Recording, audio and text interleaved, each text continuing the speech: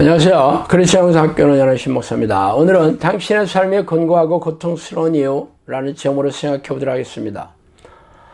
누군가가 저희 유튜브 동영상에 댓글을 달았더라고요. 저는 법을 어기고 산 적이 없는데 하나님의 법은 더 엄격한가요? 어떤 것을 회개해야 하나요? 라고 말이죠. 그 동영상의 제목은 이런 사람은 죄다 지옥에 간다라는 그런 제목이었어요. 이분이 제 동영상을 본 것을 미루어 크리스천이 틀림없으며 나름대로 하나님이 기뻐하시는 삶을 살려고 노력하는 분일 것입니다. 그러나 죄에 대한 기본적인 성경의 정의조차 모르고 있죠. 그저 죄란 현행법이나 도덕법을 위반한 정도로만 알고 있는 것 같습니다. 그 이유는 어린애 교회에서 죄에 대한 가르침이 거의 없기 때문이에요. 교인들도 자신들을 찌르는 죄에 대한 가르침을 원하지 않으며 교인들이 바라는 것을 재빠르게 눈치채고 알아서 기고 있는 어린애 목사들이 죄에 대해 목소리를 높이며 설교를 할 턱이 없죠. 그래서 대부분의 교인들은 죄에 대해 무지하고 무감각합니다. 그러나 대가가 무엇입니까? 교인들이 죄를 밥 먹듯이 지으면서 회개할 생각도 없이 교회 마당을 밟고 있는 대가로 하나님을 모르는 세상사람과 진배 없이 각종 불행한 삶으로 고통스러워하며 고단하고 팍팍하게 살고 있죠. 이렇게 혹독한 대가를 치르는 것은 스스로 선택한 것이나 다름이 없습니다.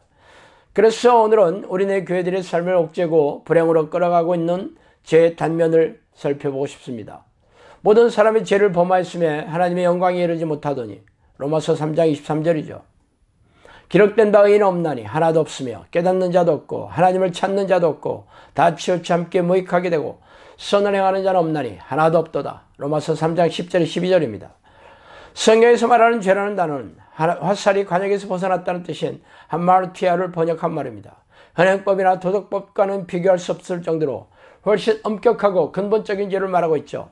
말하자면 하나님의 뜻에 바라는 말과 행동, 성품과 생각을 총망라하는 단어입니다.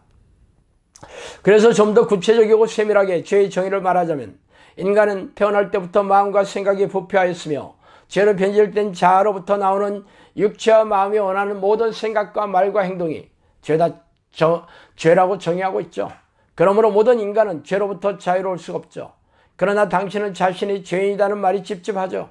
예수를 믿고 십자가 보혈을 공로를 의지하며 회개 기도로 하여 죄가 용서를 받았는데 왜 또 죄를 끄집어내어 죄책감에 사로잡히게 하는가 라는 거스름이 슬그머니 올라올 것입니다. 틀린 말은 아니에요. 그러나 당신이 회개한 기도의 내용은 과거의 죄에 해당될 뿐입니다. 회개 기도한 이후에도 날마다 죄를 밥 먹듯이 짓고 있다는 것을 알고 있기는 아세요? 말하자면 유효기간이 지난 면허증을 가지고 여전히 유효하다고 믿고 운전을 하고 있는 셈이죠. 과거에 운전면허가 있었다 하더라도 유효기간에 적정 검사를 받아서 갱신하지 않는다면 무면허 운전과 마찬가지로 말입니다. 당신은 과거에 회개한 기도로 평생 우려먹고 있는 셈이에요. 그래서 당신의 죄로 인해 삶이 불행하고 고통스러운 이유입니다. 오직 너희 죄악이 너희와 너희 하나님 사이를 갈라놓았고 너희 죄가 그의 얼굴을 가려서 너에게 듣지 않으시게 함이니라. 이사야 59장 2절이죠. 지옥은 죄인들이 죽어서 가는 꺼지지 않는 유황불로 인해 극도로 고통스러운 곳이라고 알고 있습니다. 그러나 근본적인 지옥의 정의는 하나님과 분리된 곳이 지옥이에요. 거꾸로 당신 안에 하나님이 들어오셔서 다스리고 통치하시면 천국이 임하듯이 당신 안에 성령이 안 계시면 지옥인 셈입니다. 그래서 당신의 삶이 고통스럽고 절망스러운 이유는 하나님이 당신 안에 계시지 않는 지옥이기 때문입니다. 당신의 죄 때문에 하나님과 당신은 분리된 상태예요.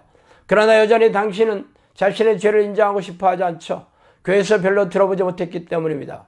교회에서 죄에 대해 가르치지 않더라도 성경에서 말하는 것이 중요하지 않을까요?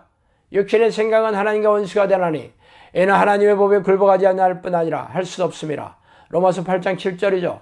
전에는 우리도 다 그 가운데서 우리의 육체의 욕심을 따라 지내며 육체와 마음이 원하는 대로 하여 다른 이들과 같이 본질상 진노의 자녀이었더니 에베소 2장 3절입니다.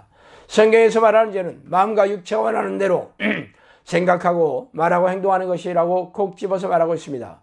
그러나 당신은 교회에 와서조차 자신의 유익을 위해 기도하고 세상에서 잘되기를 바라며 예배의식에 참석하며 11조를 집어넣고 있지 않습니까?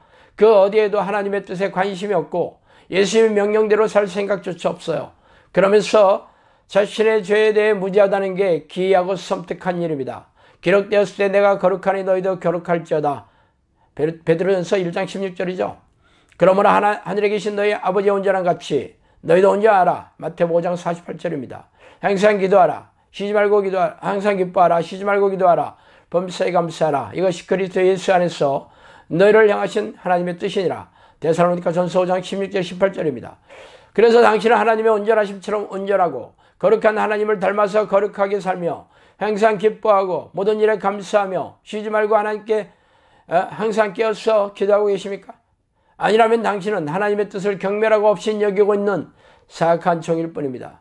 그럼에도 이런 말씀을 대하면 어떻게 우리가 그렇게 살 수 있지 하면서 나도 나름대로 노력하고 애쓰고 있다고 라고 항변할 것입니다.